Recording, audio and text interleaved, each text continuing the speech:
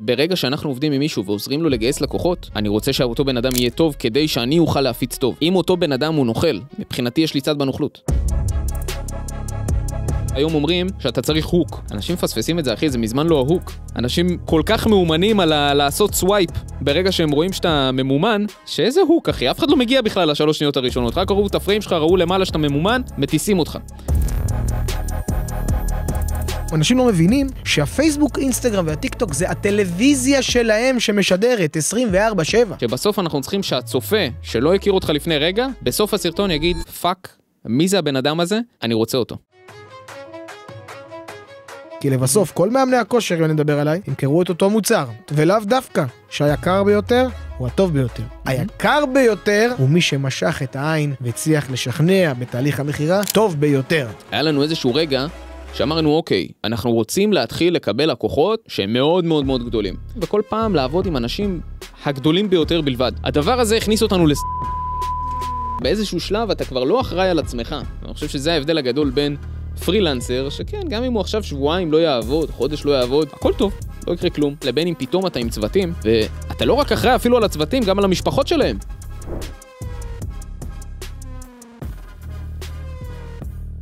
ברוכים הבאים לפודקאסט שלי. היום יש לי אורח שחיכיתי הרבה זמן שיגיע לפה. רון חורש, אחד מהבעלים של חברת רולין.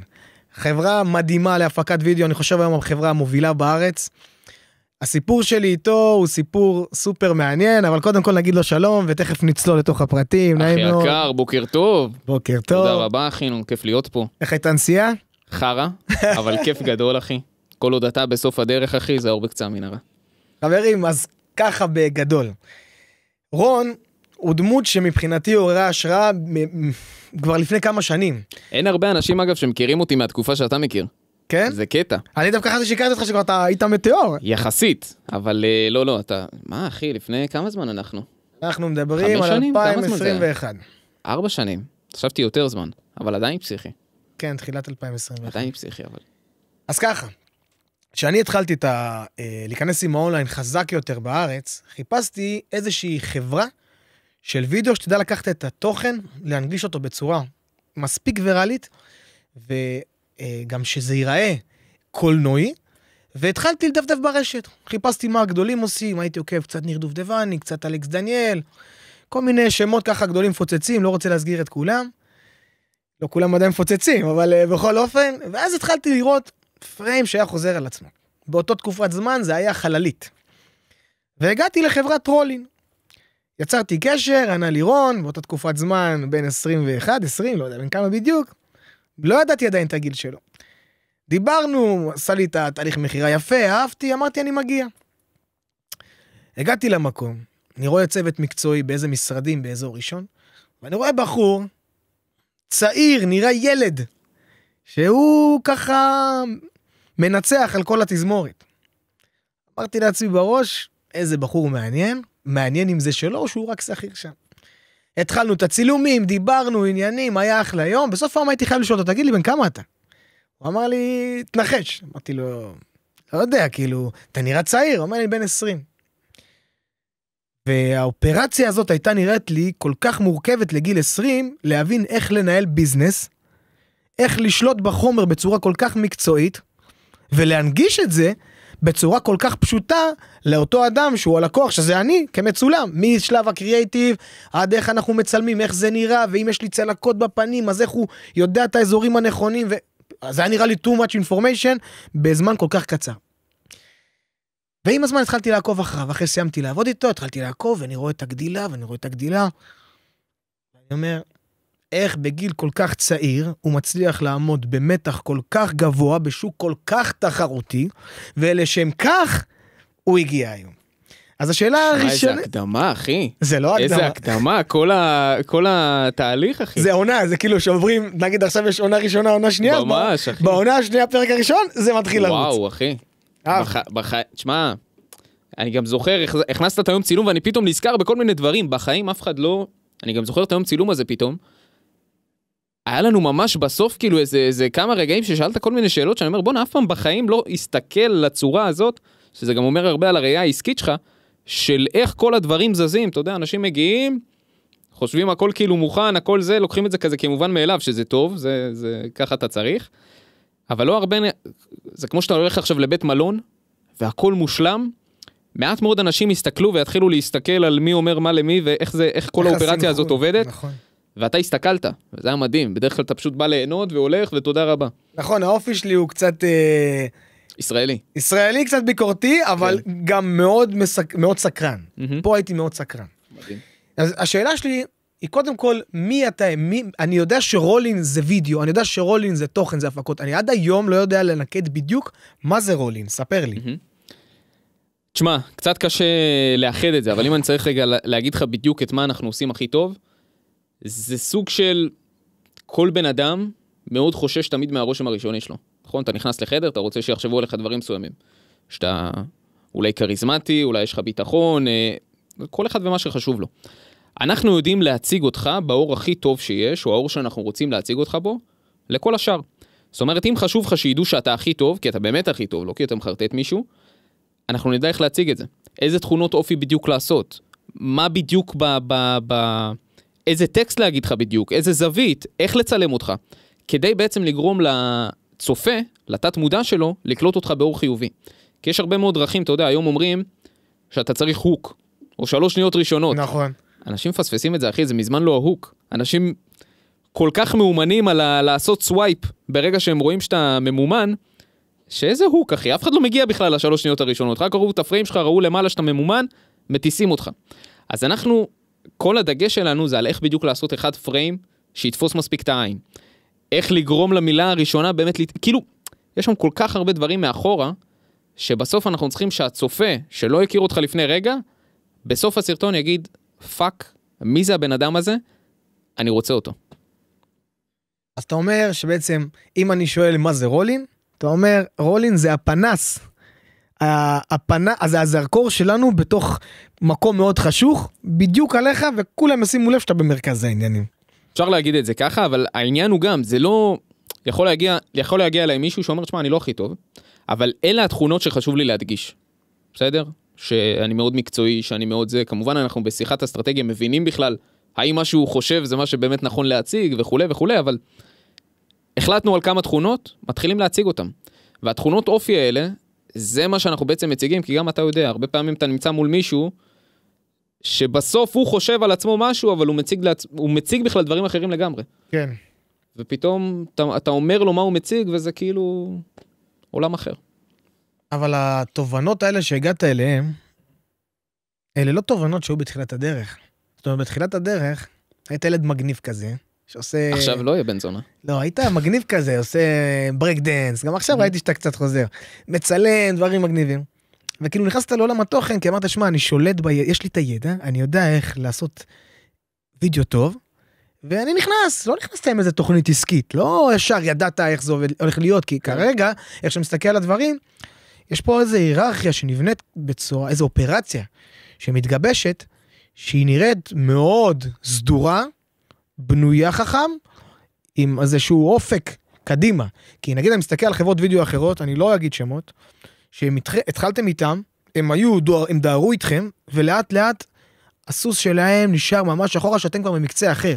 זאת אומרת, יש פה איזושהי חשיבה שגובשה לא ישר בתחילת הדרך. זאת אומרת, עם הזמן, היה איזה משהו שעשה לכם את השינוי הזה, ואותי מעניין מה היה הרגע שהבנת שמעבר לשבת על המחשב, והכוס קפה שאתה מעביר ולוחץ על הכפתור של איך זה נראה עריכה, איך הדברים באמת השתנו, והפכת להיות במקום, נקרא לזה פועל ומתפעל, לרמת הביזנס, זאת אומרת, ברמת שפתאום לוקח אנשים, מתי הגיע הרגע הזה? כי הרגע הזה הרגיש לי לא מזמן. אני לא חושב שזה היה לא מזמן, או שהיה איזשהו סוויץ' מסוים, שפתאום מהרגע הזה הכל השתנה. זה תמיד איזשהו תהליך של, אתה יודע, של תקופה מאוד מאוד ארוכה, שאתה בונה את הדברים מאחורה, ובונה ובונה ובונה, ואתה אולי רואה פתאום בשנייה אחת את הכל מוקם. כן. אבל היה לי מהרגע הראשון סוג של צ'יט קוד, של למה אני יודע שאני יכול להתפרע יותר, נקרא לזה. וזה כי גם אמרתי על זה בכמה פודקאסטים אחרים. תמיד רציתי לבנות איזושהי חברה וליהנות מכל הדבר הזה, שנקרא חברה ולהצליח וכו', אבל לא ידעתי באמת איך לעשות את זה, מן הסתם קראתי הרבה, למדתי המון, אבל לא ידעתי באמת איך עושים את הדבר הזה בצורה שהיא טובה, וגם התחלתי מן הסתם בגיל 18, כאילו מה אני מבין? גיל 18? גיל 18 הייתה כאילו החברה תכלס הוקמה, אז היה עוסק מורשה, אחר כך חברה, אבל לא ידעתי מה אני עושה. אבל תמיד היה לי בראש, בוא ננסה לעשות את הדבר כאילו כמו שאתה יודע, בלי שום פחד, מתוך הבנה שגם אם אני נופל, לא אכפת לי. כי כאילו אני אפול ועדיין, אוקיי, אני גר עם ההורים, כאילו מה יקרה? גיל 18 אתה נופל, מה יקרה? עדיין יש לך אוכל במקרר, יש לך קורת גג, לא יקרה כלום. אתה תבכה שבוע, אחרי שבוע אתה יכול להקים משהו חדש. אתה יכול לעשות את זה 5 פעמים, וליפול, לא יקרה כלום. אז כאילו עם החשיבה הזאת אמרתי, בוא ננסה לבנות משהו, אבל בלי יותר מדי פחדים. וזה עובד. בשורה התחתונה. זה עובד, ועדיין יש לי משהו בראש לא פתור, כי אני עוקב הדוק, ואם אתה תסתכל צילומי מסך שיש לי, מימי צילום שלכם, בשביל להבין איך הוא שם את התאורה, ואיזה סוג של תאורה הוא קונה, ואיזה מצלמה, אני עושה אחי סקרין שוטים. מטורף. שביום אחד, שאני אצטרך להקים לעצמי אולפן פודקאסט, כבר יש לי את כל במקום לשאול עכשיו, יש לי תיקיות רולין, אני רואה במה מצלם, ראית שבאת לפה ישר, אמרתי לך, אני זוכר את ה... ואמרתי, יש פה, אני זוכר מה יש פה. אני בפעם הראשונה שבאתי אליך, היה 2 מצלמות וסופטבוקס. עם הזמן אני פתאום רואה צלמים חיצוניים, אני רואה צוות ואני יודע גם את העלויות. אני יודע שכולם עולים חבילות של כסף. זאת אומרת, בשביל לבוא ולקח את ההנחת רווחה הזאת שאני יכול לשלם לכולם, צריך להיות פה איזושהי חשיבה עסקית שיודעת להבין מספרים, וזה משהו שילד בן 18 לא נולד איתו מספרים לבד, הוא מצליח להבין אותו. עכשיו, אני לא סתם נכנס לפה. יש פה איזה אישיו, שיש פה איזושהי הדרכה מדויקת, או איזה קפיצת קמיקזי, שהיא במובן או לא במובן, וזה בדיוק הפער בין עסק קטן, שהוא היה עסק קטן וטוב, לעסק שמתחיל לשגר את עצמו למעלה, ואני מנסה עדיין לגעת בנקודה, איפה היה הרגע שהחלטת שאתה לוקח שירותים חיצוניים, ומשקיע בציוד, והופך את כל האופרציה ליותר הוליוודית, איפה היה הרגע הזה? כי לא בא לך לקוח, אתה אומר, תעשה אותי הוליווד. כן. אתה התחלת מקודקודים ברשת. כן. אף אחד לא אומר לך, תעשה אותי הוליווד, קרא אותי במחיר. זאת אומרת, מישהו גיבש, משהו פה התגבש. תשמע, יש הרבה תובנות שגרמו לי להגיע למצב הזה של בוא נקים חברה עם צוות ונוכל לגעת בהרבה אנשים וכו', וזה הרבה דברים. זה מצד אחד הרצון הזה של אם אני הולך רגע איתך למשהו מפונפן כביכול, זה להבין שאוקיי, אם אני יודע שאני באמת עושה משהו טוב, אם עכשיו כשאתה מגיע אליי, אני באמת עוזר לך פרופר, לצורך הדוגמה, אתה מאמן אונליין, אתה אשכרה משנה לאנשים חיים. נכון, מישהו מגיע אליך, חוסר ביטחון מוחלט, או אתה יודע, כל אחד והבעיות שיש לו האישיות, אבל אתה אשכרה עוזר להם לחיות חיים טובים יותר אחרי התהליך שלך. נכון. אני יודע שאם אני עוזר לך עכשיו בתוכן טוב, להביא יותר לקוחות, באיזשהו מקום, גם אם זה קטן, שיניתי את העולם קצת יותר לטובה. אפשר להסכים על זה? כן. אם אני עושה את זה איתך, ועם עוד מאות אנשים, העולם יהיה קצת יותר טוב אחריי. ככל שאני מביא יותר צוות ועושה את זה יותר טוב, אני יכול לשנות עוד ועוד ועוד ועוד ועוד. זאת אומרת, זה חלק אחד. 2, אני בחיים לא יכול לעשות את זה לבד. זה תובנה שיחסית מהרגע הראשון הבנתי את זה, אני לא יכול לעשות את זה לבד, אם אני רוצה באמת לצמוח, ואם אני רוצה לבנות משהו לאורך זמן, כי מספיק עכשיו שאני חולה, מי יצלם? מספיק שעכשיו כל דבר כזה או אחר, אני לא יכול לבנות על עצמי, לא מתוך מקום רק של בוא נרוויח כמה שיותר, אלא באופן כללי, כל עסק הכי בסיסי שיש, הוא יצריך עובדים ברגע שאתה נותן איזשהו שירות מסוים. אז לא, אני לא אגיד מהרגע הראשון, אבל יחסית מההתחלה, זה היה מובן לי, שאתה יודע, גם כשאני בניתי, כשלא היה עוד שום צוות, ולא היה שום דבר, היה לי נהלים, של איך כל דבר צריך להיראות, איך כל דבר צריך להיות, כדי שכשיהיה צוות, כבר יש לו הכשרה בנויה. זאת אומרת, כל תפקיד שהייתי עושה, הייתי כותב בדיוק מה אני עושה, שלב אחרי שלב. מה אני עושה בדיוק? יש בן אדם, מעביר את ההכשרה הזאת. יש פה תובנות אבל, שאו שנגע בך אצבע אלוהים, או שיש לך איזה מנטור שאתה לא רוצה לספר לנו עליו. לא זה ולא זה, אבל כן, לא, פשוט אחי. יש פה איזושהי תובנה והתפקסות שהיא, בגלל זה אגב יכול להיות שבגלל זה התרשמתי ממך מאוד, שהכל יתכנס לתוך בן אדם אחד שהבין את הדברים מאוד מהר. והייתי רוצה לדעת ולשמוע איפה היו רגעים, איפה הרגעים של המשבר שהיה לך, שהתחלת להתפתח, איפה היו רגעי המשבר, הפחד וחוסר הוודאות. מתי היה את הרגע הזה? תשמע, יש מלא רגעים, בסדר, המון. אני חושב יש הרבה קשיים שגם, סתם דוגמה, אתה בונה צוות. פתאום הצוות הזה באיזשהו שלב אומר לך, איזה איש מסוים, פשוט אומר, טוב אחי, תודה, למדתי את מה שאני צריך, לא מתאים לי, הולך. וואו. או שאתה בונה הרבה פעמים, זה קורה דווקא לעסקים בתחילת הדרך, שאתה מביא איזשהו עובד, וכל העסק באיזשהו שלב נבנה סביב העובד הזה. נכון. בסדר? הכל. פתאום השולחן שלו לא מתאים לו כל כך, וזה... עזוב שולחן. הכל נבנה סביבו. המחירים, אין לך למה להשוות. התפוקה שלו, אין לך למה להשוות אם זה טוב או אם זה לא טוב. אז אתה פשוט זורם. וזורם וזורם וזורם, ובסוף העסק לא יכול לעבוד ככה. בשנייה שהבן אדם הולך או החליט להתפתח, אין לך כלום, אתה צריך להתחיל מחדש. ואז עוד פעם אותו דבר. אז יש לך הרבה משברים כאלה של בניית צוות נכון. אתה אומר שהמשברים והעליות זה בדווקא מהצוות מגיע? גם מהצוות, תראה, בסוף אתה בונה פה מערכת. בסדר? המערכת זה הרבה מאוד גלגלי שיניים, שהם אחד אחרי השני, כל דבר תלוי, שוב, אם הלכנו לבית מלון, כדי שאתה בסוף תקבל את החדר בצורה הנקייה שלו ובצורה הטובה שלו, ותהנה בסוף מכל התהליך, תחשוב כמה דברים צריכים לקרות מושלם, כדי שאתה באמת תגיד, בוא'נה, איזה מלון בן זונה? מלא דברים. מספיק שלא יודע מה, שהבחורה שקיבלה אותך הייתה קצת מסריחה מהפה, כל החוויה שלך הלכה. נכון. בדברים הקטנים, יכול להיות שכל השאר היה מושלם, אבל אם שם כבר משהו כאילו קצת היה מסריח, זהו, הלך.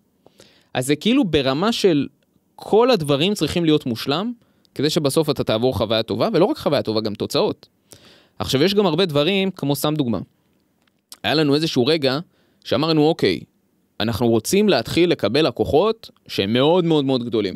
במקום עכשיו להיות עם בהכרח עשרות לקוחות, אנחנו רוצים איזה כמה לקוחות מאוד גדולים, וכל פעם לעבוד עם אנשים הגדולים ביותר בלבד. בסדר, היה לנו איזו תקופה כזאת.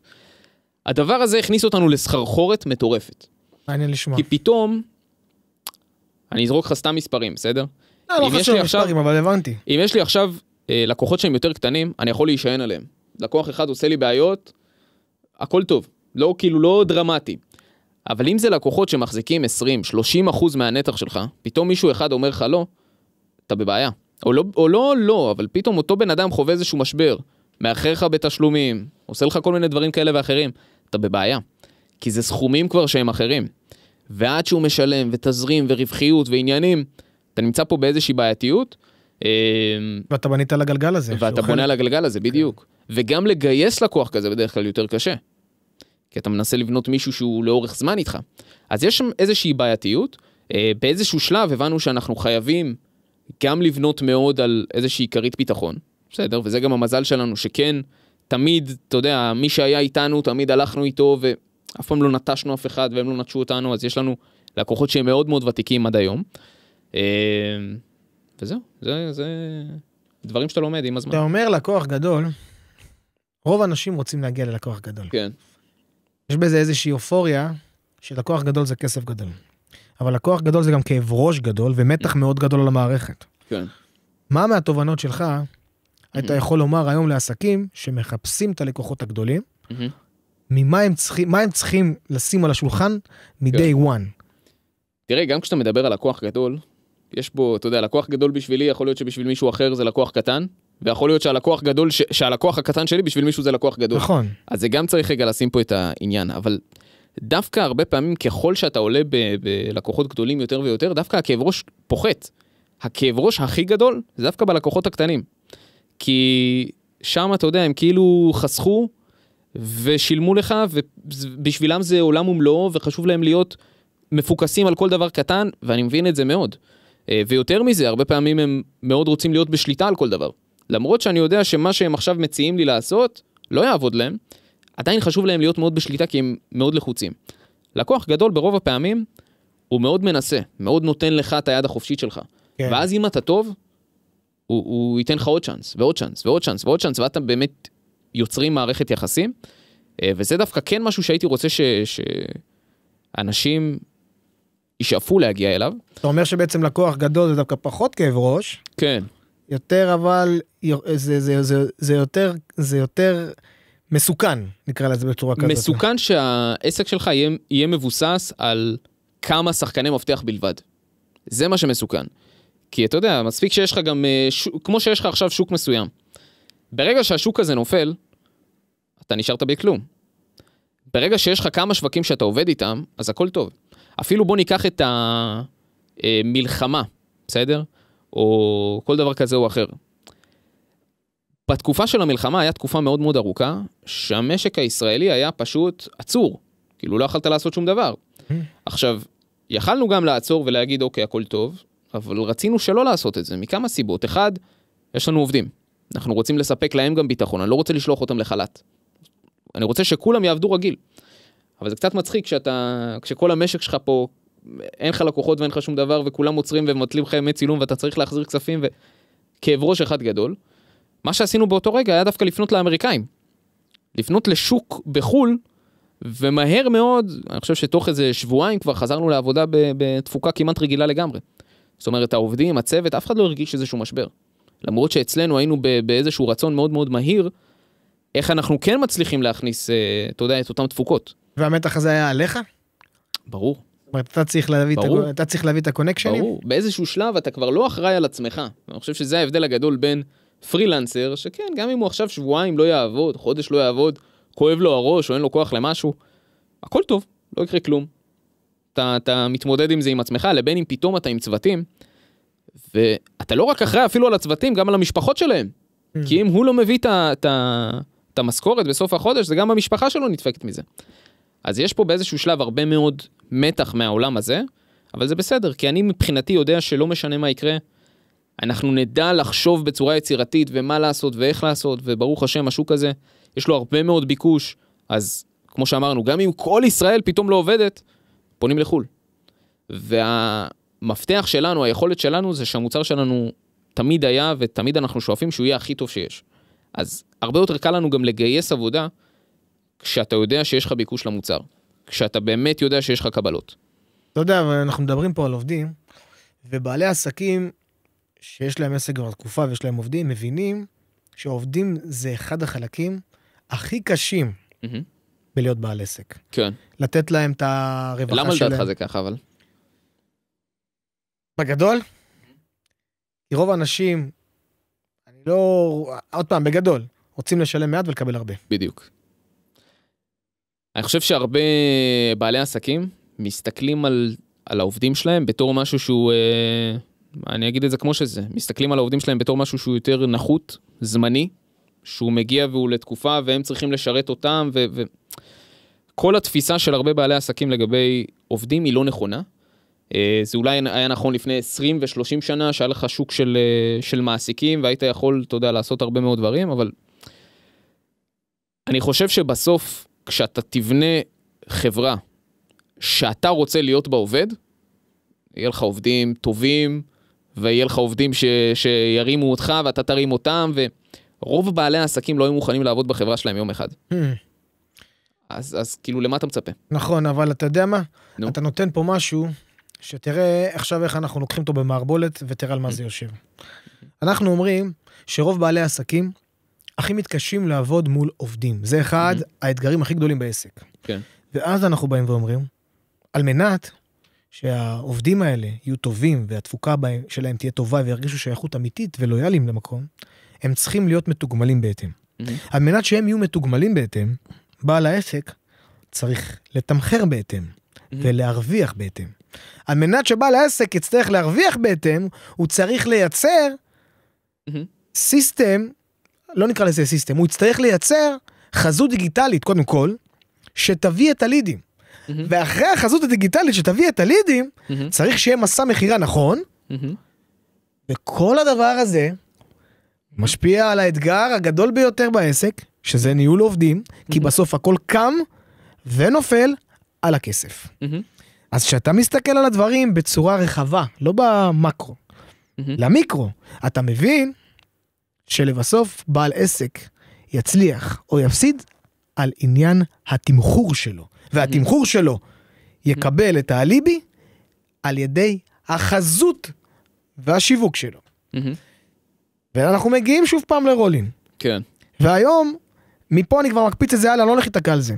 אני יכול להגיד לך שאני מבין שהחזות הדיגיטלית שלי היום, אנשים לא מבינים שהפייסבוק, אינסטגרם והטיקטוק זה הטלוויזיה שלהם שמשדרת 24/7. אמת. ואם אני עושה פרסומת שאני הוא הפרזנטור, אני חייב להתייחס אליי בדיוק כמו הפרזנטור, שזה אסי עזר בערוץ 2. ואני צריך לראות מדויק, אני צריך לדבר מדויק, להעביר מסרים מדויקים, ושהדבר הזה יצולם ברמה העדכנית ביותר. וכל הזמן, לאן שאני לא הולך, כל משבר שיש לי בעסק, מחזיר אותי לאותו מקום. התמחור, שהתמחור מגיע מהחזות. כי לבסוף, כל מאמני הכושר, אם נדבר עליי, ימכרו את אותו מוצר. איכות השירות יכולה להשתנות, ולאו דווקא שהיקר ביותר הוא הטוב ביותר. היקר ביותר הוא מי שמשך את העין והצליח לשכנע בתהליך המחירה טוב ביותר. והעניין הזה הוא סופר מתסכל לכל בעלי העסקים, לכולם, אחי. איך פאקינג מתמודדים עם הדבר הזה? ואני שואל את זה כמשאל, לא שואל כדי שתפתור. אני שואל אותך כמשאל, כי אתה היום נוקב מחירים גבוהים מאוד בתחום שלך, כנראה יש לזה ערך, איך היה לך את האומץ לבוא ולנקוף כזה מחיר? מאיפה בא לך ביצים להגיד, שמה, הוא לוקח על סרטון 800, אני לוקח על סרטון 6,000. מאיפה זה בא? תשמע, שאלה מעניינת. אני אגיד לך את האמת. אני פשוט חושב קודם כל אני שמח שאתה אומר את זה, כי זה לא תמיד היה המצב. זאת אומרת, כשהתחלנו, היינו אפילו עובדים בחינם. אתה יודע, רק לבנות את התיק עבודות. אבל גם זה היה הפוקוס. זאת אומרת, אמרתי, אין לי בעיה בכל השלב הראשוני שלי, לא לחשוב על כסף. לא אכפת לי מזה. כי אני אמרתי, אתה בונה בית. אתה מתחיל מהחניון, רק בסוף אתה מגיע לפנטהאוז. אתה לא בהכרח, כאילו, אין לי בעיה בהתחלה לא להרוויח כסף. כל עוד אני יודע שאני לפחות במקום כסף, בונה לעצמי איזשהו תיק עבודות, שאותו אחר כך אני אוכל לפרסם, ויהיה לו איזושהי משמעות מסוימת. זאת אומרת, זה הנכס שלי. אז זה מה שעשינו. בתור התחלה היינו עובדים הרבה מאוד בחינם. הרבה מאוד מהעבודות שאתה מכיר היום בתור איזשהו משהו מטורף, תשמע, היינו עושים את זה בחינם. או בתמחור מאוד מאוד מאוד נמוך, רק כדי באמת לבסס את עצמנו ואת השם שלנו. אחרי שיש את זה, אתה רוצה שאני אגיד לך את האמת? ההתחלה, היה סתם נסות. לא ידעתי כלום, לא ידעתי אפילו כמה זה צריך. אז זרקתי איזשהו תמחור, ואז ראיתי, רגע, וואו, הגזמתי, זה כאילו אני לא מרוויח כלום, אני עובד פה הרבה יותר מדי, ואז עשיתי משהו אחר, המשכתי עוד יותר להגדיל את זה. עד שבאיזשהו שלב יש לך איזשהו מעצור. עשיתי את שיטת מצליח. ככה אתה מתחיל, בסדר? ככה אתה מתחיל בהתחלה. עוד לפני שאתה מבין את כל הקונספט של עובדים ושיווק וכו', אמרתי, בוא נראה בכלל מה קורה. זאת הייתה אבל שיטת מצליח, אבל זה גם תמיד היה, אתה יודע, לא סתם זרקתי איזה מחיר גרנדיוזי. מה היה לך? ידעתי בסוף... סרגל הדרך, כאילו, היה לך איזה... רציתי בסוף, תמיד אמרתי, אני חייב שאתה תעשה הרבה יותר כסף מזה. זהו. כל עוד אני יודע שאתה עושה הרבה יותר כסף מזה, אפשר להתפתח. שמה, זה מצטער יפה, אבל זה כאילו שעתי קצת, כי בסוף אתה בא כעובד, ואתה אומר, שמה, אני עובד פה, אני רוצה להרוויח כמה שיותר, אני צריך להצמד לאיזה מחירון מסוים, אולי באותה תקופת זמן, לא יודע, מחברת ההפקות שהייתה, שיכלה לתת לך איזה כיוון, ובסוף, אני זוכר מחירים, ואני רואה היום מחירים, אני חושב בהצדקה, כי אתם באמת שווים את זה. למה אתה חושב אבל שזה מוצדק? כי אני רואה... כי אז אתה תגיע לזה שזו אותה קלישה. כי אני עוקב אחריך בצורה יומיומית, לא בטוח שלכולם זה יהיה מוצדק. אני עוקב אחריכם בצורה יומית, אני רואה את הציוד, אני רואה את האופרציה, אני רואה את ההוואי, אני רואה את ההשקעה. אני גם זוכר שביום צילום שאני הגעתי, אתה גם צילמת אותי, אתה גם סידרת לי תאורה, אפילו אם הנייר סופג, ניגבת לי את המצח וליד האף, כי זה היה נראה שהוא מעניין. זה מטורף שאתה אומר את זה. ואני גם זוכר שהלכת למקרר, פתחת אותו, הבאת מים, ולא היה עוד חוץ משום דבר מסוכרות גומי, אז יצאת לסוכרות גומי, שבסוף היינו עושים איתם גם סרטון. ואני זוכר שהגיע איזה מאמן כושר, לא נגיד את השם שלו, והרגשת גם לא בנוח. כי רגע לפני צילמת אותו, ואני זוכר את האווירה, אחי. האווירה הייתה לא נעימה, רצינו שיעוף למטבח. אז אני אומר, תבין, למה אני מבין שמגיע לך את הערך הזה. למה אני מחזיק ממך. לא מחזיק ממך, כי אתה יודע להחזיק מצלמה עכשיו משוכללת. זהו. אני מחזיק ממך, כי אני יודע בדיוק מה אתה שווה מבחינת מה שאתה נותן. כן. אני רואה דברים שאתה לא ראית, שאתה בן 20, ואני כבר בן אדם מסודר, אני ראיתי דברים שאתה לא ראית. בא איתי חבר, באותו תקופת זמן, והיה לו מצלמה. ואני זוכר שהיה לך 2 מצלמות. אתה צעיר, לא לך כסף יכול להיות לכל המצלמות. אמרת לו, שמע, אפשר להשתמש במצלמה שלך? הוא אמר, כן, לקחת את המצלמה, שמת אותה כמצלמה שלישית, אני זוכר דברים שאתה לא תראה אותם. מטורף. והשתמשת בזה בפריים. ואז אמרתי, בן זונה, איזה הרמומי, הוא גם ניצל אותו, בסוף הוא מכר לי אותו. ואז מה שהבנתי פה באותה תקופת זמן, זה שאתה וירטואוז, ועל זה אני רוצה לשלם לך. אני אשלם לך מה שמגיע לך, ואני עדיין אתמקח איתך, כי אני חושב שחלק מהעניין שלי כבן אדם, כלקוח, אני לא מביא לך פה מסר סמוי אגב, אז אל תשכח שאתה צריך לציין לי סרטון, אבל אני כלקוח גם רוצה לדעת, שאם, איך אומרים, שיפדו אותי, עדיין הצלחתי לקחת את החתיכה האחרונה של השישליק, הצלחתי לשים אותו אצלי בכיס, כי יש לזה מחיר, ואני יכול להגיד לכם, אני כבעל עסק, מוכן לשלם לחברה הזאת המחיר, למרות שהם לא עשו לי סרטונים המון זמן, עשו לי פעם אחת רצף של סרטונים שאהבתי עליהם, אבל אני מוכן לשלם את המחיר מסיבה אחת, שאני מבין את הדרך שהוא עבר, והם עברו, בשביל להגיע לרמה הזאת, שהיום מוצגת לכולם. אז זה שתדע. זה גם העניין, קודם כל תודה רבה אחי. ושוב, זה כאילו, תמיד רציתי לתת, אמרת למה אני לא משווה. אני אגיד לך את האמת, גם בחיים לא התקשרתי לשאול מה המחיר של מישהו. אתה יודע, אנשים עושים לקוח סמוי, אחי, זה לא מעניין אותי. אז איך אתה יודע מה השוק לוקח? אני לא יודע, זה לא מעניין אותי. באמת אני אומר לך, זה לא מעניין אותי. אבל אתה נתקל בזה שלקוחות נורים לך, שמע... היום אני נתקל ואני כבר פחות או יותר יודע, כי הם אומרים לי כבר את הזה, אבל לא על זה מבוסס התמחור שלי. כאילו, אם אני יודע בסוף אתה חושב שפרארי, לפני שהם מוציאים את הרכב שלהם, הם מתקשרים למאזדה לשאול מה המחיר? אני חושב שמאזדה לא קהל היעד שלהם, אני חושב שהם כן בודקים מה פרארי גובים, כי הם בסוף צריכים לעשות איזושהי התאמה לשוק מסוים. אז יכול להיות שאתם הבוגטי, שהמחיר שלו הוא לא תלוי במחיר השוק, אבל בסוף, כבעל עסק, אתה חייב לדעת מי המתחרים שלך, ופחות או יותר, בטווח המחירים. לא יודע, אחי. תמיד פשוט נתנו את המוצר הכי טוב שאנחנו יכולים. רציתי ליצור חוויה שהיא מא' עד ת', החוויה הכי טובה שיש. גם ברמת החוויה, גם ברמת המוצר בסוף, שבשורה התחתונה באמת נותן את הערך. ואמרתי, כאילו, מה זה משנה לי שמישהו החליט מה המחיר, אם אני יודע שאני נותן את המוצר הכי טוב שיש בישראל? מה זה משנה? מה זה משנה? העבודה שלי זה בסך הכל להציג את זה, שאני יודע לתת מוצר מאוד מאוד טוב, שעובד, ובסוף גם ייצר לך כסף. אם הצלחתי, מה זה משנה מה משה או שלומי, מה משנה המחיר שלהם? נהפוך הוא, אני אתן מחיר, ומה שקרה אחרי זה, זה ברגע שנתתי את המחיר, כל המתחרים התחילו להעלות מחירים. פתאום כל השוק לאט לאט עולה. אז קרה דווקא תהליך הפוך. אני חושב שככה זה צריך לקרות. יש שאלה, שכולם שואלים אותך, אם AI יחליף אותך, אז אני בטוח זאת שאלה שתעלה, AI לא יכול להחליף אותם, כי AI יודע להוציא תוכן יבש. תוכן רטוב, דורש עדיין התעסקות אדם, ומישהו שיפעיל אותו. אז זאת שאלה שאני יודע שישאלו אותי.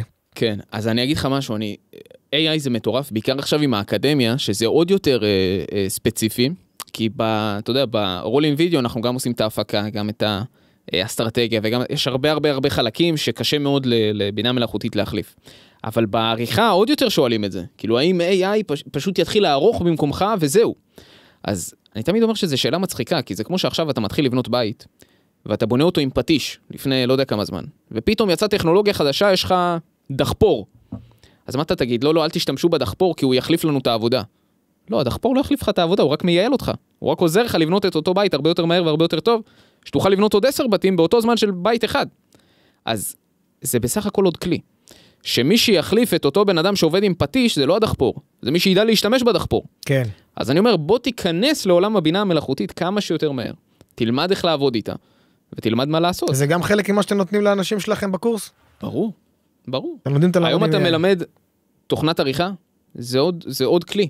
וזה עוד כלי שאתה חייב גם אגב לדעת להשתמש בו. כי זה בשורה התחתונה היום, זה העולם. כאילו, לפני כמה שנים זה לא היה. היום זה קיים. אז אתה חייב לדעת להשתמש בזה ולנצל את זה לטובתך, וכל מי שלא ינצל את זה, יהיה לו עוד כמה שנים מאוד מאוד קשה להדביק את הפער, ואנחנו מנצלים את זה לטובתנו ולטובת התלמידים שלנו, מעדכנים אותם בכל עדכון שהוא, וזה מה שעושה את ההבדל. עכשיו אנחנו נגיע קצת לאזור יותר ג'וסי. אזור יותר ג'וסי שחשוב לי שאנשים, אני לא יודע מה אני הולך לשמוע, אבל זה חשוב לי שאנשים גם ישמעו אותו, כי לפעמים הכל נראה מאוד ורוד. אתה צילמת קודקודים רציניים ברשתות החברתיות. ואתה היית איתם בבתים שלהם, היית איתם ביציאות שלהם, היית איתם במערכת יחסים מסוימת, כי היית צריך לתת להם, לספק להם שירות. והרבה פעמים, אנשים לא יודעים לצייר תמונה מאוד מאוד מאוד יפה, גם מבחינת הכסף שלהם, גם מבחינת רמת החיים שלהם. ואני חושב שהדבר הזה יכול ליצור תסכול מאוד מאוד גדול אצל בעלי עסקים. ולי חשוב לשמוע, אולי אתה תגיד לי משהו שאני, לא הקונטרה שאני רוצה, אבל מבלי לדבר על אנשים ספציפיים, איך אתה רואה את הדברים מאחורי הקלעים? כי אתה רואה את הדברים מאחורי הקלעים פעמיים, גם כצלם, וגם ככבר, אני לא מדבר על הלקוחות עכשיו הקיימים, לא איזה שם, אבל אתה גם רואה את זה מאחורי הקלעים, של אותו יום, שבחיי הבן אדם, איך אתה רואה את הדברים, איזה מנופי לחץ יש על האנשים האלה? תראה, אין בן אדם היום שנמצא באיזשהו רמה מאוד מאוד גבוהה, שאין לו איזה שהם משברים. זאת אומרת, יכול להיות שעכשיו אנחנו מציירים איזה יום מאוד מאוד מדהים, ובאותו יום יש גם משברים, בין אם זה אישי, בין אם זה עסקי לאותו בן אדם. אבל זה בחיים לא מגיע למצב שזה שקר. זאת אומרת, שהוא חי חיים מסוימים, או שהוא חי אותם רק בשביל להציג אותם, זה לא המצב, לפחות לא עם האנשים שאנחנו עובדים איתם, וזה גם תמיד אנחנו רוצים לצייר את זה, שזה לא יהיה איזה חרטה. זאת אומרת, אם אתה אומר מספר, אם אתה אומר משהו, אל תשקר. אל תגיד מספר שהוא אחר, כי בשנייה שמישהו עלה על זה, כל התדמית שבנית במשך שנים נעלמה. אז למה? אז מהבחינה הזאת אין לנו את זה, ויותר מזה, אם יש מישהו שהוא כזה, אנחנו משתדלים כמה שיותר לבדוק את זה, ולא לעבוד איתו. והיה לנו גם כאלה, ויש לנו גם כאלה, ויש לי צילומי מסך, זה מצחיק, של כאלה שאחר כך עשו עליהם כל מיני תחקירים, ששלחו לנו קודם, בוא נעבוד ביחד, אני בחור לגיטימי, ואמרתי להם, אין בעיה, רק תוכיח לי 1, 2, 3, הוא לא היה מוכן להוכיח, לא עבדנו איתו. זאת אומרת, ברגע שאנחנו מזהים שמישהו קצת נחלולי, או ארמומי, אנחנו לא נעבוד איתו, זה גם מתקשר למה שאמרתי לך בהתחלה, שברגע שאנחנו עובדים עם מישהו ועוזרים לו לגייס לקוחות, אני רוצה שאותו בן אדם יהיה טוב, כדי שאני אוכל להפיץ טוב. אם אותו בן אדם הוא נוכל, מבחינתי יש לי צד בנוכלות, באותו אופן. ברגע שאני עובד עם איזשהו מישהו שהוא לא הכי ישר, אותו בן אדם שקנה ממנו, הוא קנה ממנו בגללי. אני איתו באותה סירה, ואני שונא את זה. הוא רוצה ללכת לישון כמו שצריך בלילה. אז אנחנו עובדים רק עם אנשים טובים, ויש לי איזשהו חלום קטן, שהוא חלום גדול, אבל הוא כרגע במגירה, שעוד תקופת זמן מסוימת תהיה לנו מישהו, שאנחנו מעסיקים אותו, משלמים לו במשרה מלאה, שכל התפקיד שלו, זה לנסות מוצרים של לקוחות שלנו, לפני שהם נהיים לקוחות שלנו. זאת אומרת, מישהו עכשיו פנה אלינו, אין בעיה. חודש, יש אחד הלקוחות שלכם שיתקשר וירכוש את השירות, לא ידעו מי זה, ינסה את כל התהליך, יראה כמה הוא טוב, יראה שהמוצר באמת איכותי, ורק אם הוא עבר את המבחן, יוכל לעבוד איתנו. אני ראיתי שצילמתם לאיזה מפתח גוף, שם שלו... בארץ או בחול? פה, בארץ. לא, בחול צילמתם אותו. סוס כזה, מפתח גוף מאוד מוכר. קובי. צילמתם אותו בחול. אתה רוצה לומר לי... וואו, זה סיפורים, אחי. רגע, אני רוצה להבין פה. קודם כל, אני לא מכיר אותו באופן אישי. אבל אני רוצה להבין. הבן אדם הזה, לקח אתכם לחול, הוא שילם כרטיסים, שאתם תצלמו אותו רק בלוקיישן, ותחזרו לארץ. זה מה שקרה? זה מה שקרה, בול. יש סיפור יותר מגניב מזה. הוא פסיכופת. קודם כל הוא פסיכופת. אנחנו משתדלים לעבוד עם פסיכופטים בלבד. כן, אני אספר לך את הסיפור עוד יותר מטורף. קודם כל, עכשיו קבענו עוד יום צילום, הוא שואל אותי, אתה רוצה את זה בארץ או בחול? אז זה כבר מצחיק, כי זה נהיה סטנדרט באיזשהו שלב. אבל כן, אנחנו עובדים ביחד הרבה מאוד זמן, והרבה מאוד לוקיישנים בישראל כבר חיסינו אותם, ותמיד אנחנו מנסים לחשוב על איזה לוקיישן מגניב, כדי להוציא גם את האופי שלו, כי לא זה משהו שהוא מאוד מאוד מתאים. הוא מאוד כזה, אתה יודע, בן אדם קצת מוזר בנוף, הבן אדם נראה כמו גורילה, אבל בפנים הוא דובון אכפת לי, וזה כבר מייצר לך איזשהו משהו מצחיק. אז אנחנו מנסים כל פעם לתת איזשהו קונטרה מגניבה, אבל ספציפית פה, היה לנו איזשהו לוקיישן, שאני לא זוכר איזה לוקיישן זה היה בדיוק, אבל זה בוטל או יום לפני, או משהו מאוד מאוד צמוד ליום צילום שהיינו צריכים לעשות. ואמרתי, אחי, בוא נטוס לחול. בוא נעשה איזה לוקיישן אחר. שהוא אגב, מבחינת עלות, היה מאוד מאוד דומה. הוא היה צריך להוסיף קצת יותר, אבל מאוד מאוד דומה. אחי, הוא אמר לי כן, באותו רגע, התחלתי לחפש, אחי, תוך 20 דקות הייתה טיסה כבר.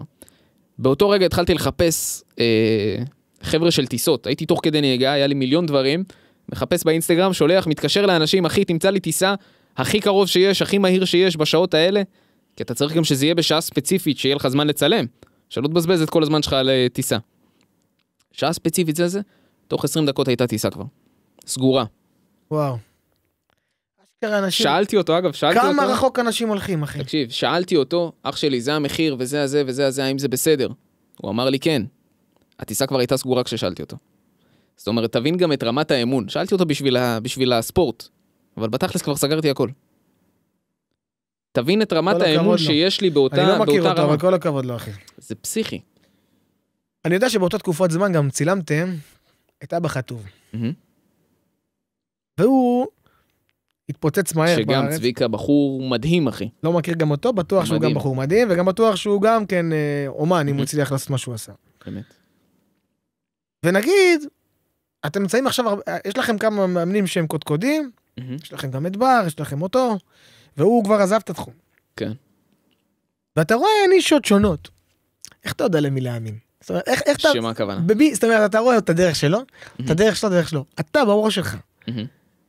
איך אתה מרגיש עם זה, שאתה רואה כמה מוצרים מאותו שוק, שנמכרים לאותם הלקוחות, אין לך דיסוננס עם עצמך, למה אתה נוטה יותר להאמין, למה אתה מאמין פחות.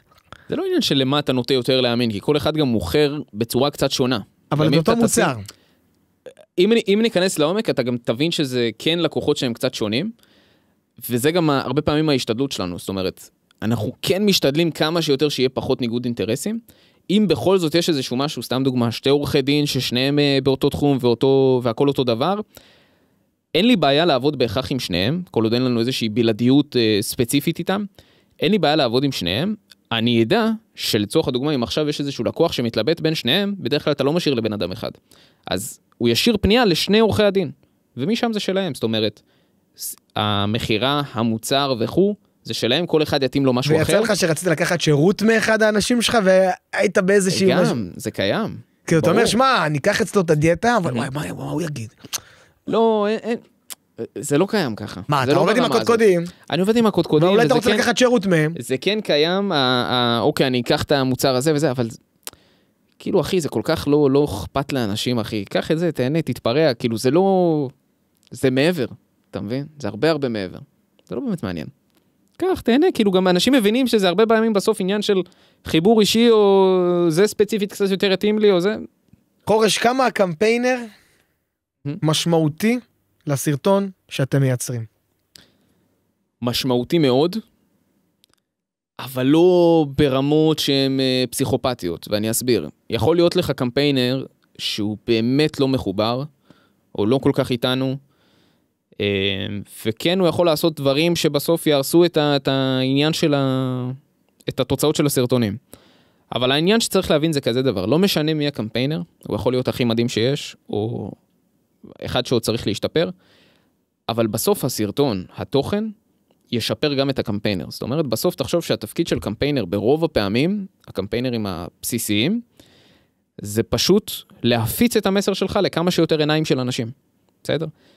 בדרגה מעל זה, הם כבר יותר טובים, זאת אומרת, הם כבר חושבים אסטרטגית, הם כבר בונים לך איזשהו מסע לקוח, אבל ברמה הראשונית, זה להביא כמה שיותר עיניים של אנשים, לראות את התוכן שלך.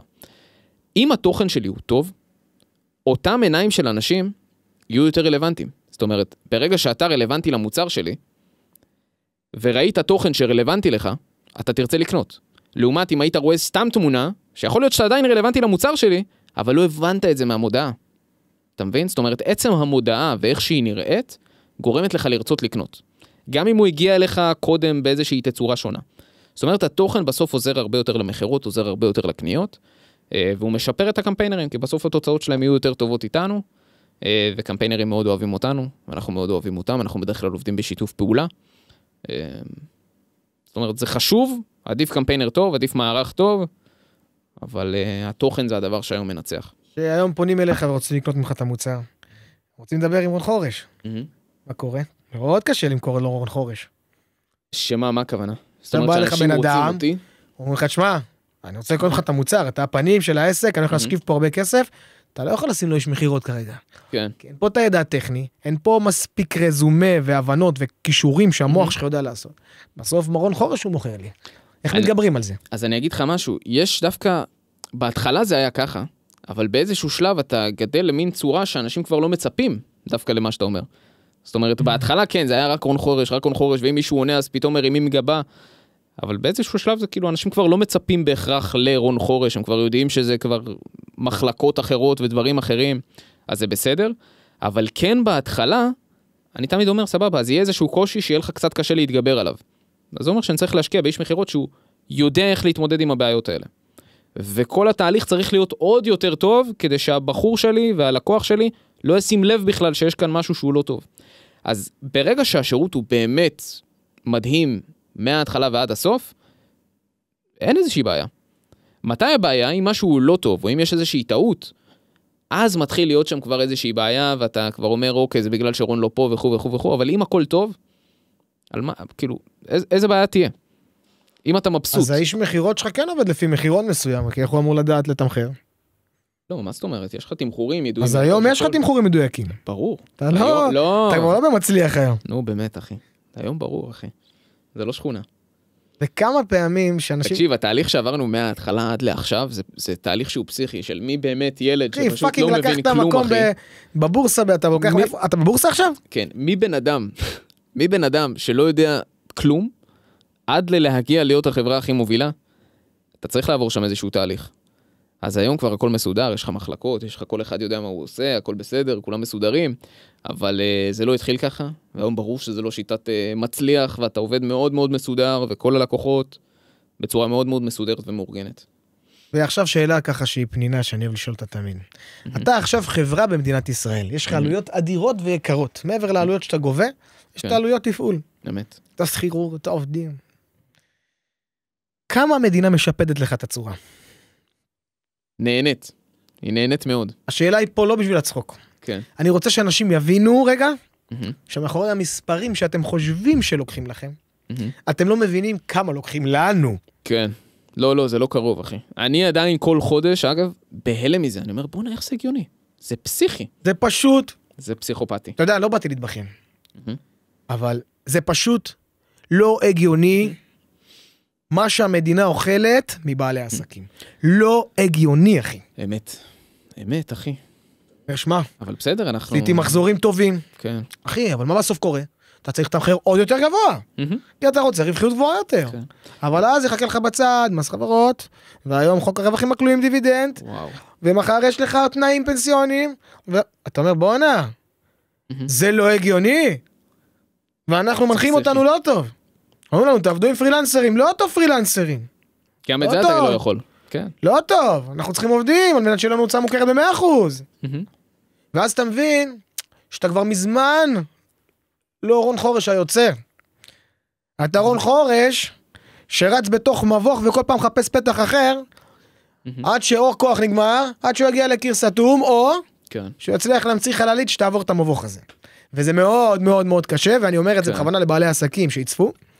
תדעו, שכולנו באותה סירה, אם אתם מרוויחים יותר או פחות, כמובן אנחנו לא מדברים על עסקים של, לא רוצה להגיד מספרים קטנים, עסקים מספרים גדולים, כולנו באותה סירה, צריך להיות וירטואוז ברמה מאוד מאוד מאוד מאוד גבוהה, על מנת לדעת לשמור על רווחיות טובה במדינת ישראל, ואני מאוד מקווה שאיזה פורום של בעלי עסקים, שהאגו שלהם יהיה בחוץ בצד, והתכנסו ביחד כל הקודקודים הגדולים, כשאנחנו מתלהבים להגיד את השמות שלהם, או שהם הקודקודים שמתלהבים מהם, וישבו פעם באיזה שנה, באיזו ישיבה משותפת, וישתפו תובנות, שכולנו ביחד נצליח לעבוד יעיל וחכם יותר במתכונת החוקית כמובן.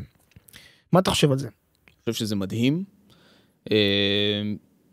אבל בסוף אתה עדיין כל המשחקי מס וכל הדברים, אין מה לעשות, זאת המדינה שאנחנו חיים בה, לטוב ולרע. טוב ולרע, אני מסכים איתך. תעבוד יפה, תגדל כמה שיותר. נכון, אני מסכים איתך, אבל לבסוף, מערימים ומערימים ומערימים קשיים. חד משמעית. והדבר הזה יוצר מתח מאוד מאוד גבוה בחברה. באמת. כי בסוף שעובד בא אליך ואומר לך, אני רוצה העלאה, אני רוצה קרן השתלמות. הוא לא מבין את כל המאחורה שיש. הוא רואה 800 שקל לקרן. הוא לא מבין שה-800 האלה היו פעם 2,500, שעליהם עוד היה טק, טק, טק, טק, טק. אז מאוד חשוב לי שאנשים שהם בעלי עסקים ישמעו את זה ויבינו, שלפעמים שווה לדבר עם העובד ולהסביר לו את הסיטואציה, כי בסוף אנחנו חוזרים שוב פעם לעובדים. העובדים הם אלה שיגרמו לנו בסוף לתמחר בגבוה יותר. והמערכת היחסים שלנו מול הלקוח תעמוד במבחן. אתה יודע שהיה לי תקופה מאוד מאוד ארוכה, בהתחלה,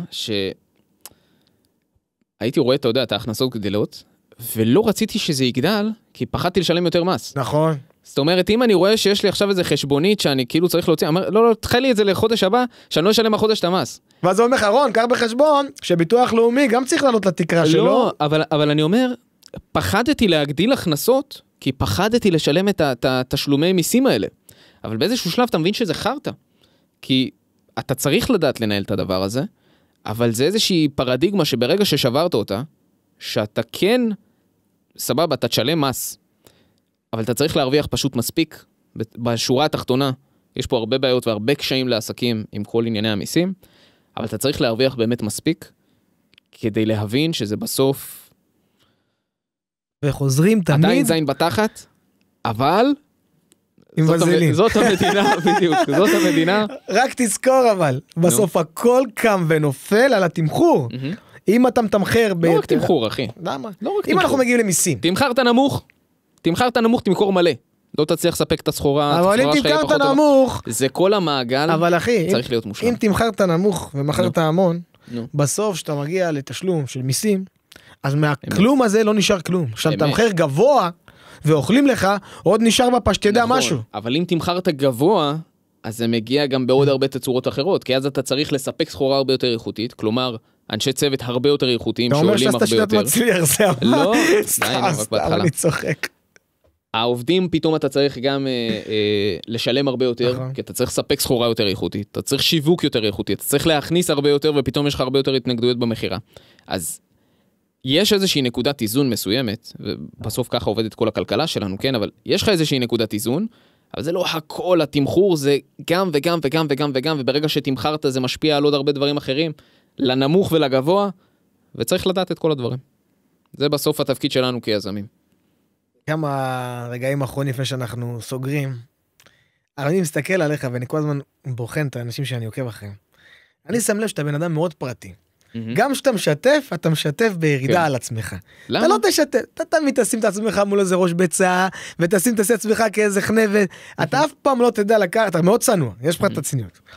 ואתה כאילו, אתה אומר, שמע, אני חושף את כולם, אבל אני לא אחשוף עכשיו את הבת זוג שלי, עם המשפחה שלי, ואם עשיתי את זה, זה יהיה איזה איבנט מיוחד שזה קרה, ושם זה ייגמר. כן. כאילו, כששך קצת עם החשיפה. כן. אני אגיד, אני אקח עכשיו דוגמה. כן. עוד מישהי שמשתפת בעלי עסקים. אני בכוונה זורק שם באוויר, לא משנה מכיר, לא מכיר, בחורה בשם הדר, שהיא משתפת בעלי עסקים. אתה רואה שהיא משתפת את החיים שלה, ואיך הדברים... ואני לא מסתכל על חורש, אני אומר, תמיד יש לי... אני לא משווה, כן, אבל יש את חורש. ואני אומר, חורש מאוד סגור, הוא לא מראה כלום, אם הוא מראה משהו זה רק מתוך היום צילום. למה? תשמע, קודם כל אחד והדברים שלו, גם את הדר אני מכיר אגב, אני יכול להבטיח לך שיש גם הרבה דברים אישיים שלה שהיא לא חושפת, וזה בסדר, כי כל אחד רוצה בסוף את הפרטיות שלו, את הדברים שלו, מחליט מה לחשוף, מה לא לחשוף. אני לא יודע, אני לא... אתה כאילו, האיש הוויראלי, שהוא לא ויראלי. קודם כל שזה לדעתי הרבה יותר חזק. זה הרבה יותר חזק להצליח, בלי לחשוף, לדעתי. אבל לא יודע, תשמע, אני אוהב את זה ככה, אני אוהב את הפרטיות שלי, וגם בסוף שאתה באמת רוצה להתפתח, אתה מבין שבסוף ככה או ככה, אתה תצטרך לחשוף חלק מהדברים. כן. אני רוצה לשמור על הפינה שלי שקטה, על הדברים שלי, על המפלט שאני יודע ששם הכל סגור. ואגב, אתה תראה שזה קורה אצל הרבה מאוד אנשים שהם מתפתחים גבוה, הם יחשפו כמה שפחות. אני זוכר, אני בכוונה אומר שמות, כי אנחנו חלילה לא מדברים על אף אחד שון הרע. אתה זוכר, התקופה שאלכס דניאל פיצץ את הרשת. ואתה צילמת את הסרטון עם הכנפיים הנפתחות, שעשה הרבה רעש. ואני זוכר באותה תקופת זמן, הוא שיתף את החיים שלו. מה זה שיתף? אפילו את המפגשת שיניים הוא שיתף. זה היה כל מיני עליות והירידות בביזנס שלו. בחור מאוד מוכשר, ופתאום הוא הפסיק לשתף. וזה קרה עם עוד הרבה אנשים כאלה ואחרים. ואז אתה אומר, יכול להיות שאנשים, הרבה פעמים הולכים לאיבוד, בין הרצון לגרום לריגושים כל הזמן, ובין הרצון להכניס ריגושים כל הזמן לחיים הפרטיים, ולחשוף אותם החוצה. ואז מה שקורה, נוצר פה איזושהי גבייה, שהיא מאוד חזקה, שאנשים לוקחים צעד אחורה. ואני חושב, שאם אני מסתכל עליך, אתה די למדת מזה איפשהו, לאו דווקא ממנו, שכאילו אמרת, שמע, אני עושה דברים כל כך מגניבים, יש מלא ריגושים, אולי בחיים שלי הם יותר סולידים, יותר עדינים, אני אשמור אותם לעצמי, גם ככה אין פה שום דבר מעניין יותר מדי לספר לאחרים, וזה הפך להיות איזשהו טאבו אצלך. אתה לא שם לב, אני כצופה רואה, שאם הוא משתף משהו, זה את העובדים שלו, או מהיום צילום שלו, והוא גם ידאג לצלם את זה באיכות יחסית נמוכה מאייפון, שיבינו שלא הכל חייב להיות מושלם. כן. יש פה איזה מסרים קטנים זה מדהים שאתה שם לב לדברים האלה, כן. אני שם לב למסרים קטנים, שאני מצליח להבין אותם. אני אגיד לך, אגב, יותר מזה, אני לא מאמין גם בלחשוף יותר מדי, כי אני אחד רוצה שאנשים יתפסו אותי בתור מה שאני יכול להגיד, ולא בהכרח עכשיו אם אני מצלם לך איזה משהו שהוא פסיכופתי, ואיזה חופשות ודברים וזה, אני לא רוצה שיחזיקו ממני בגלל הדבר הזה. אני רוצה שיחזיקו בזכות הערך שאני יודע לתת, בזכות מה שאני אומר בפועל, ולא בזכות כל המסביב. אתה אומר. לא בגלל כל המסביב, לא בגלל כל התפורה. זה אני. אני יכול להגיד לך שיש הרבה פעמים שאני עושה כל מיני דברים, אם זה טיסות, אם זה חופשות, אם זה... לא חושף אותם, זה לא מעניין אותי. זה כמו שמישהו אחד פעם אמר לי שאתה באמת מצליח, לא כשאתה נמצא על מטוס פרטי וצילמת לכולם. כשאתה נמצא על מטוס פרטי ולא מעניין לך לצלם כלום. כי זה כאילו זה casual. אז מבחינתי ככה אני תופס את הדברים. לא שאני נמצא על מטוסים פרטיים כל יומיים ולא מצלם, כן? אבל... כאילו זה לא מעניין, אחי. הבנתי, אתה יותר סולידי, אחי, אתה אדם יותר סולידי. תן לי להפיץ את מה שאני יודע שיכול לעזור לאנשים. אם אני יודע שמשהו יכול לתת להשראה, יכול להיות שאני כן אעשה את זה, אבל רוב הדברים, אנשים מפרסמים בשביל עצמם, אם קנית איזשהו משהו מגניב, אתה מפרסם את זה בשביל האגו, לא בשביל איזה לתת השראה, ודי. אבל זה בסדר, כל אחד שיעשה מה שהוא רוצה, כל אחד גם מה שהוא אוהב.